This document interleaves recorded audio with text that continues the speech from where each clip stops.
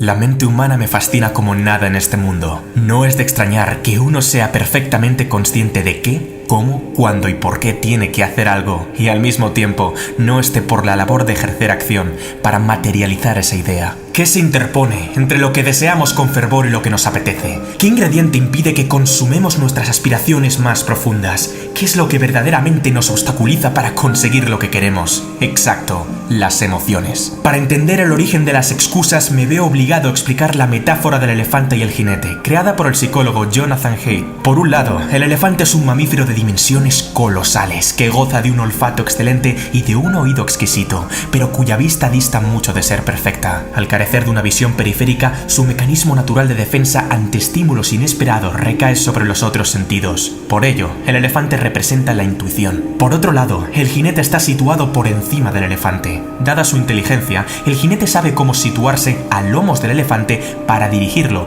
pues sujeta las riendas y piensa que lleva la voz cantante. Craso error. Por ello, el jinete representa la razón. Cuando el elefante y el jinete miran para el mismo lado, caminan en direcciones iguales y buscan objetivos comunes, no habrá conflicto alguno. El problema surge cuando las necesidades de ambos son diferentes, de tal modo que cada cual tira para su lado en pos de satisfacer sus propias necesidades. El elefante es grande, fuerte e impulsivo. El jinete, por su parte, es astuto, más pequeño y débil en comparación. Así pues, el control del buen hombre es poco menos que un aciago espejismo, pues no deja de ser precario e incierto en comparación al animal. Si el gigantesco elefante se rebela contra su dueño y quiere tomar otra dirección, es bastante probable que lo consiga. Es la lucha eterna de todos nosotros, la razón contra la emoción, pero aún no hemos llegado a la peor parte. ¿Quieres saber la triste verdad del asunto? Primero sentimos, después razonamos. Y cuando la emoción es tan poderosa que el individuo se ve sobrecargado por un mar de sentimientos aflictivos y sensaciones desgarradoras, recurre a la razón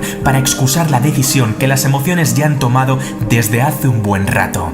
De ahí procede la palabra excusa. Ahora ya entiendes lo que significa. Te sientes abatido cuando no estás por la labor de dejar tan pronto las sábanas. Por eso, la razón justifica que habrá días de sobra para estudiar, a pesar de que el examen sea dentro de 3 días y no hayas empezado. Te sientes desamparado cuando tu pareja no está junto a ti. Por eso, la razón justifica que merece una segunda oportunidad, a pesar de que no te trata como la persona digna y noble que en realidad eres. Te sientes sosegado cuando inhalas el humo del tabaco. Por eso, la razón justifica que no pasa nada por echar un par de caladas al salir de fiesta, a pesar de que nunca te conformarás con un solo cigarro. Te sientes contento cuando vas ciego de alcohol. Por eso, la razón justifica que beber con moderación no es malo para la salud, a pesar de que hayas sido el culpable de que no completaras ese ambicioso proyecto. Te sientes aterrorizado cuando piensas en emprender. Por eso, la razón justifica que es mejor seguir formándose 4 años más o esperar a que el ciclo económico sea más favorable,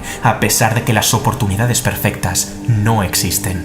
No te enfades conmigo, simplemente soy el mensajero.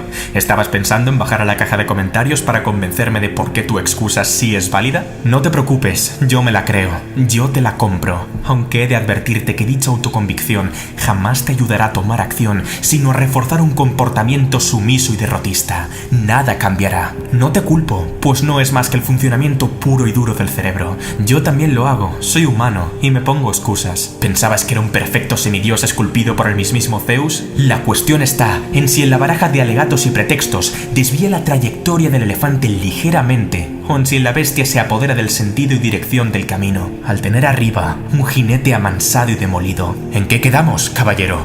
¿Va usted a ir de paseo o de rodeo? Saber qué tienes que hacer no importa tanto como pensaste en un principio. Más bien, el juego va a tener las agallas de hacerlo.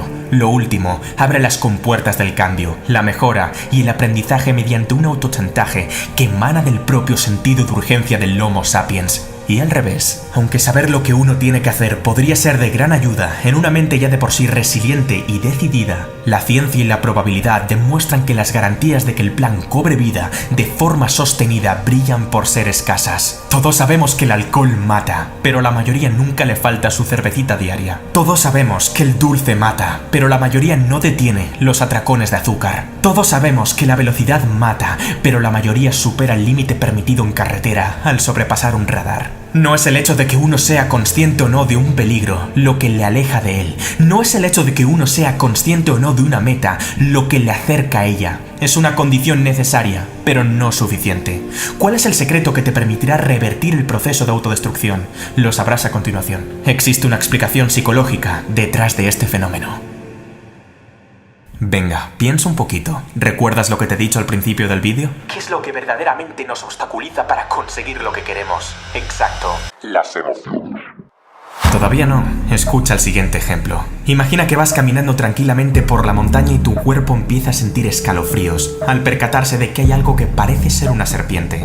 Unos instantes después de sentir tal miedo e inseguridad, la cognición dice, es un palo, lo que ocasiona un cambio repentino y automático en la sensación. El jinete ha corregido el movimiento visceral y preconsciente del elefante, pues ha recurrido al pensamiento para alterar la sensación primigenia de sobresalto y dar una respuesta distinta a la inicial. Esto es, al pensar que es un palo, el razonamiento crea curiosidad y tranquilidad, dando lugar a que el miedo desaparezca por completo. ¿Cómo reacciona el ser humano ante un estímulo externo? El cerebro activa en los 200 primeros milisegundos tanto el cerebro reptiliano como el sistema límbico, mediante una serie de neurotransmisores que dan lugar a la composición global de nuestra forma de procesar. El cerebro de reptil sabe muy bien cómo activar el instinto de supervivencia, pero todavía no se ha enterado de que ya no vivimos rodeados de tiburones monstruo, leones cavernarios y tigres dientes de sable. El sistema límbico provoca la emoción que sentimos, pero está muy lejos de tomar las mejores decisiones en lo que a relaciones humanas contemporáneas respecta. ¿Y qué sucede entonces? Se han examinado dos tipos de cerebro cuya reacción es totalmente diferente. Sin embargo, ambas reacciones pueden tomar partida en una misma persona al tener que afrontar diferentes compromisos o simplemente al abordar múltiples desafíos que le permitan crecer y madurar como persona. Por un lado, el cerebro tipo 1 consigue activar a los 800 milisegundos una tercera área denominada neocórtex, responsable del pensamiento avanzado, la razón, el habla, la planificación, etc. La corteza prefrontal es capaz de iniciar la cognición para modificar el pensamiento acerca del estímulo externo. Si lo que estoy viendo fuera una serpiente, se movería y emitiría un sonido diferente. Pero cuidado, no es dicho razonamiento lo que fulmina la emoción anterior, sino lo que crea otra emoción distinta que se adapta mejor a la coyuntura. Antes estaba asustado y ahora estoy relajado o curioso. Por otro lado, el cerebro tipo 2 ha de aguantar un auténtico tsunami emocional, de tal manera que el sujeto es completamente incapaz de activar la cognición y resolver el problema, tal y como hizo el cerebro tipo 1. Este fenómeno es básicamente lo que explica el fracaso escolar, el exceso de velocidad o la obesidad mórbida. Por último, cuando los impulsos intuitivos deciden cómo actuar, el neocórtex interviene posteriormente para justificar por qué dicha decisión es la correcta. El sistema límbico ha ganado la partida. ¿Significa esto que dichas personas no tienen ninguna posibilidad para gestionar las emociones conflictivas? En absoluto. Pero encender un sistema cortical inactivo y sedentario requiere una buena estrategia. Deberán reunir un esfuerzo sublime para actuar y romper el patrón preestablecido, a pesar de que la intensidad emocional se incremente cada vez más. ¿Tienes miedo de saltar de un trampolín a 10 metros de altura? No pienses, salta. ¿Tienes estrés porque el temario del examen es demasiado largo? No pienses, estudia. ¿Tienes tristeza cuando tu quinto proyecto ha fracasado? No pienses, continúa. Poco a poco, el jinete tomará el mando y acaparará más poder. Por el contrario, si no se controla adecuadamente a un cerebro tipo 2, las consecuencias pueden ser fatales. Guiarse por las emociones es un paseo aleatorio. Tan pronto como se acierte en una decisión, se tomará otra cuya implicación es de proporciones hecatómbicas. Sigue tu corazón es, literalmente, la filosofía del drogadicto. Es aquí donde nacen las excusas. ¿Recuerdas? El elefante gana la partida al jinete, comienza a andar sin su consentimiento y, al verse incapaz de frenar al animal, elabora un pretexto que argumente por qué éste ha salido disparado en una dirección específica en contra de su verdadero interés. Sea como sea, cada vez que alguien toma una decisión, primero ha sentido en su cuerpo. Después, habrá algo que lo justifique o desmienta a nivel cognitivo. La inteligencia se puede entender desde la acepción de intelliger, esto es, seleccionar entre. Cuando yo soy inteligente, significa que, entre todo lo posible, escogeré lo más adecuado a la situación. La inteligencia emocional implica que el individuo elija la emoción más apropiada para el estímulo externo, entre todas las que se encuentren a su disposición. La emoción decide y la razón justifica. Dicho de otro modo, todas las decisiones son emotivas y después la razón explica la emoción que se experimenta en un principio o la transforma en otra que consigue desbancarla, pero es lo que uno siente lo que determinará el rumbo de la trayectoria. Si estás en cólera, el mundo se ve distinto a si estás en templanza. Si estás en miedo, el mundo se ve distinto a si estás en seguridad.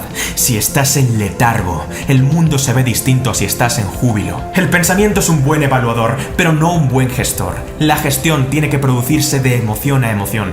El trabajo de saber lo que hay que hacer corresponde a la corteza prefrontal, pero ser capaz de hacerlo tiene que ver con la inteligencia emocional. Es decir, si el sistema operativo que se utiliza es el cerebro tipo 1 o el cerebro tipo 2. ¿Comprendes ahora por qué tanta gente se refugia en las excusas? ¿Entiendes ahora por qué saber lo que hay que hacer no basta? No todo el mundo ha aprendido a seleccionar sabiamente. No todo el mundo sabe gestionar sus emociones, y no es raro. Nadie nos ha enseñado a hacerlo. El factor que aniquila la existencia de miles de individuos es precisamente la kriptonita de su cambio. El problema es que una gran parte de las personas, al no entender las emociones más conflictivas, se asustan y prefieren fundamentar el dominio que éstas ejercen sobre su voluntad mediante justificaciones elaboradas por la razón. Es que no tengo tiempo para ir al gimnasio, dijo Juan mientras buscaba olvidarse de su tristeza, consumiendo porquería televisiva. Es que mi jefe tiene que subirme el sueldo, dijo Laura tras calmar su ansiedad, comprándose 3 pares de zapatos carísimos. Es que las editoriales no me publicarían el libro, dijo Esteban para justificar el miedo a lo que el lector pueda pensar de él. Es que, mira, te digo una cosa, quizás a ti te puedas engañar, pero a mí, bueno, qué narices, sí, podrías embaucarme, ¿y luego qué? Tu vida seguirá siendo exactamente la misma, menos es que, y más hay que, es lo que quiero escuchar. Lo más grave de la situación es que la gente piensa que el hecho de que las excusas sean aceptables les exime de tomar responsabilidad sobre su vida. El asunto no va de tener razón o no tenerla, va de moverse o no moverse, de actuar o no actuar, de cambiar o no cambiar, de hacer o no hacer, y punto en boca. Deja de ser un jinete fatídico y desconsolado y conviértete en un domador de categoría. ¿Vas a tolerar que las emociones jueguen contigo o vas a jugar tú con ellas? ¿Vas a dejar que tu cerebro te domine o vas a convertirlo en una máquina infalible? ¿Vas a permitir que un sentimiento temporal tome una decisión permanente? ¿Vas a consentir que las excusas se carguen tu vida o vas a construir una vida con las excusas correctas? Sí, aquellas cuya emoción no se basa en la emoción, sino en la noción. ¿Quieres excusas? Va. Es que no tengo la paciencia de soportar una existencia miserable ni un segundo más. Es que no tengo la intención de quedarme parado y esperar a que el cambio aparezca. Es que no tengo la voluntad de autoconsolarme para reforzar mi melancolía y letargo. Es que no tengo la convicción de recurrir al lamento para resolver mis problemas. Es que no tengo la osadía de autorizar de nuevo un comportamiento de perdedor. Es que no soporto las malditas excusas. Ahora te toca a ti.